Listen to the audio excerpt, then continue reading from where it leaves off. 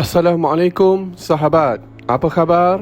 Harapnya semuanya sihat dan sentiasa bersemangat. Hari ini kita akan menceritakan kisah pertempuran di Kampar. Pertempuran Kampar yang bermula dari 30 Disember 1941 dan berakhir pada 2 Jan 1942 merupakan pertempuran sewaktu Perang Dunia Kedua yang melibatkan tentera British dan India dari 11 Indian Infantry Division dan 5 Division tentera Jepun pada 27 Disember 1941 dalam usaha untuk mengelak dari pengkalan udara tentera British iaitu Royal Air Force Kuala Lumpur ditawan tentera Jepun. 11 Indian Infantry Division telah mendirikan kubu pertahanan Kampar yang turut memiliki lapisan pertahanan semula jadi yang ampuh. Mereka juga mempunyai tugas untuk menghalang dan melewatkan kemarahan pasukan tentera Jepun sehingga 9 Indian Infantry Division mempunyai cukup masa untuk selesai berundur dari pantai timur semenanjung Tanah Melayu.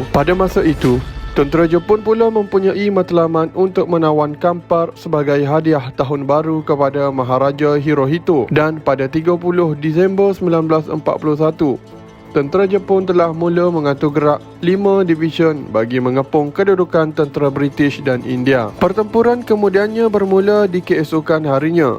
Tentera British berjaya bertahan selama 4 hari sebelum berundur pada 2 Jan 1942 dan berjaya mencapai objektif untuk memperlahankan kemarahan tentera Jepun. Sejarah Malaysia mencatatkan bahawa Kampar merupakan bandar perlombongan biji timah di negeri Perak. Ianya juga merupakan salah satu daripada beberapa benda besar yang terletak di jalan utama yang menghubungkan laluan dari utara ke selatan Perak. Selain itu, Kampar juga merupakan kota di mana terdapatnya landasan kereta api utama menjadikan bandar ini strategik dan sangat penting. Gunung Bujang Melaka setinggi 4,070 kaki adalah titik tertinggi di Kampar yang mana mempunyai pemandangan yang jelas di sekitar Kampar iaitu Gunung Hutan, perlombongan biji timah dan kawasan paya. Kawasan timur Kampar pada masa itu telah menjadi kota kecil yang maju.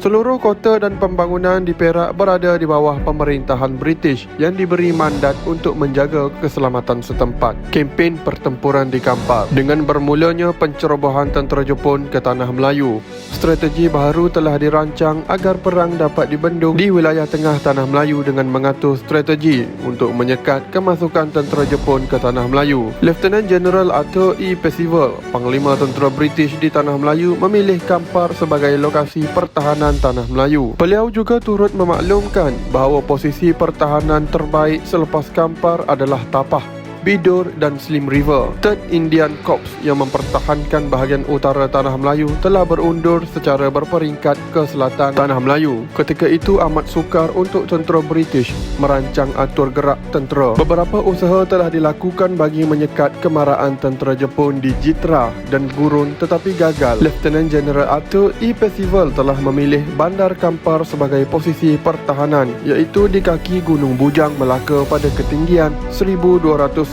meter, di mana terdapat sebuah jambatan menghadap ke kota Kampar. Misi 12 Indian Infantry Brigade adalah untuk melengahkan pergerakan musuh di Kampar dengan membuat kubu pertahanan menghalang kemarahan tentera Jepun sebelum bergabung dengan 11 Indian Infantry Division. Major General Archie Paris merupakan Panglima Tentera British pada ketika itu telah ditugaskan untuk menghapuskan musuh dari pesisir pantai melalui Teluk Enson yang sekarangnya dinamakan Teluk Intan yang menuju ke arah kedudukan pertahanan di Kampar. Pada 23 Disember 1941, Lieutenant General Arthur E. Percival mengenal pasti 3 jambatan di utara Kampar iaitu Green Ridge, Thompson Ridge dan Cemetery Ridge yang menghadap jalan utama ke selatan dari arah Ipoh dan mempunyai kedudukan yang sangat strategik. Selain itu, permukaan rata di sebelah barat Kampar juga merupakan kedudukan yang strategik untuk atur gerak meriam artileri. Antara pasukan sekutu yang hadir adalah Punjab Battalion dari 16 Indian Brigade, 4 dan 19 Hyderabad Battalion serta 5 Punjab Battalion dari 18 Indian Brigade, 12 Argy Battalion dan Sutherland Highlander serta Gurkha Unit dari 28 Indian Brigade. Menjelang malam Christmas 1941, tentera British masih berusaha keras untuk menyiapkan kubu pertahanan untuk menghentikan kemarahan tentera Jepun yang semakin menghampiri kedudukan mereka. Setiap masa yang ada diisi dengan tugas menggali sistem saliran dan pos pemerhati. Selama 7 hari, lebih kurang 2,000 askar bekerja keras dari sudut hingga ke senja menyiapkan kubu pertahanan. Perimeter kubu pertahanan di Kampar mencakupi keseluruhan kawasan di sekitar Gunung Bujang, Melaka, di sebelah timur kota Kampar. Kubu ini juga digali menghadap ke arah laluan kemarahan tentera Jepun. Major General Archie Paris meletakkan pemerhati artileri di bahagian hadapan yang berada dalam kedudukan selamat dan dilindungi oleh bantuan tembakan dari 15 dan 6 brigade di sebelah barat, manakala di sebelah timur mendapat bantuan dari 28 Gurkha Brigade. 88 Field Artillery Regiment dilengkapi dengan 25 pounder dan 4.5 inci peluru dirancang memberikan bantuan tembakan kepada kedua-dua brigade tersebut. Sebaik sahaja 12 brigade melintasi Kampar, Major General Archie Paris menghantar mereka untuk mengawal keselamatan di pantai dan berundur di Teluk Intan, Perak. Tentera Jepun iaitu 5 division dikuasai oleh Lieutenant General Takuro Matsui, terdiri dari 9,000 tentera yang dibantu oleh 200 kereta kebal dan 100 meriam artileri. Pada 31 Disember 1941, Major General Saburo Kawamura, Komander 9 Brigade, telah tiba dan mula mengepung tentera British. Pada hari berikutnya, Major General Saburo Kawamura melancarkan serangan ke arah 28 of the Gurkha Brigade dan 11 regiment yang diketuai oleh Col Watanabe. Setelah kedudukan tempat penyembunyian Gurkha dikesan, tentera Jepun dari 41 regimen yang dipimpin oleh Kolonel Kanichi Okabe telah menyerang kedudukan Gurkha. Unit artileri tentera British iaitu 155 Field Artillery mula melancarkan serangan terhadap tentera Jepun. Serangan tentera Jepun berjaya dipatahkan oleh pasukan Gurkha dengan bantuan tembakan sokongan rapat artileri serta periuk api yang ditanam secara strategik, pemasangan pagar kawat berduri dan tembakan machine gun dari lokasi serangan yang strategik. Pada 1 Januari 1942, Kawamura melancarkan serangan terancang ke atas pertahanan di Thompson Ridge yang diduduki oleh 41 Regiment. Pada masa yang sama, serangan bertubi-tubi telah dilancarkan dari kubu pertahanan di Thompson Ridge dan Great Ridge. Tentera Jepun terpaksa membawa tentera bantuan dari Islon kedua untuk menggantikan anggota cedera atau mati. Sebaliknya, tentera British tetap terus bertahan meskipun hampir 2 hari berada dalam kedudukan pertahanan tanpa bantuan. Tentera Jepun menyedari ianya terlalu sukar untuk mengambil alih kedudukan British di Kampar. General Yamashita menyedari kesulitan tersebut, lalu beliau mengarahkan pendaratan dari laut dibuat melalui pantai barat daya Kampar, iaitu berhampiran 12 brigade di Teluk Intan untuk serangan dan memutuskan bekalan daripada 11 division.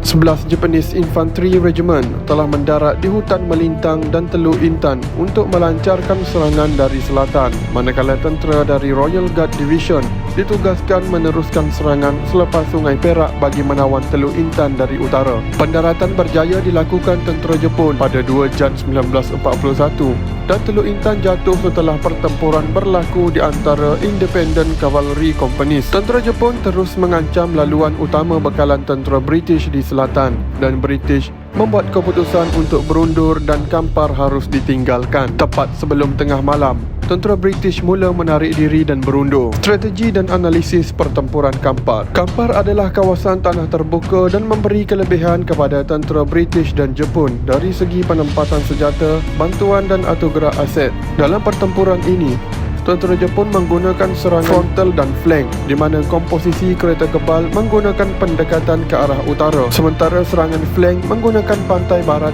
menuju kedudukan pertahanan British. British terpaksa menghapuskan sebarang serangan musuh dengan kuasa tembakan yang mereka ada dengan bantuan artileri atau anti kereta kebal. Objektif tentera Jepun pula adalah untuk menawan Kampar dengan menggunakan 3 taktik. Pertama, tentera Jepun melakukan serangan secara terancang ke atas kedudukan pertahanan tentera British dengan menggunakan taktik single envelopment. 41 Japanese Infantry Regiment telah ditugaskan untuk melakukan serangan frontal ke arah posisi pertahanan British menggunakan paksi Ipoh Kampar terlebih dahulu. Sementara itu, 42 Japanese Infantry Regiment diarahkan untuk melakukan serangan di sepanjang garis jalan kereta api Ipoh Kampar. Kedua, Tentera Jepun melakukan serangan flank pada posisi pertahanan tentera British dari pantai barat untuk menembusi posisi pertahanan 12 Indian Infantry Brigade dan mengganggu komunikasi mereka. Dalam serangan ini, 11 Japanese Infantry Regiment telah ditugaskan untuk membantu dalam serangan ini dengan cara mendarat di hutang melintang dan sabak berenam dari pelabuhan Lumut Perak. Regiment ini bertujuan untuk berpura-pura menyerang posisi pertahanan 28 Indian Brigade. Ketiga, tentera Jepun dikerahkan di sebelah timur Jalan Kampung Sahom yang terletak berdekatan dengan Gunung Bujang, Melaka. Kemudian, mereka menggunakan jalan utama Kampar ke Pelabuhan Lumut sebelum mengerahkan pasukan laut mereka di kawasan lain untuk mendarat di hutan melintang dan sabak berenam. Manuver ini berjaya mengganggu laluan perhubungan 11 Indian Division di Bido, Perak. British kemudian dijangka akan melaksanakan penangguhan pertahanan terhadap tentera Jepun selama mungkin di Kampar untuk penyatuan dan mendapatkan bantuan anggota tentera British.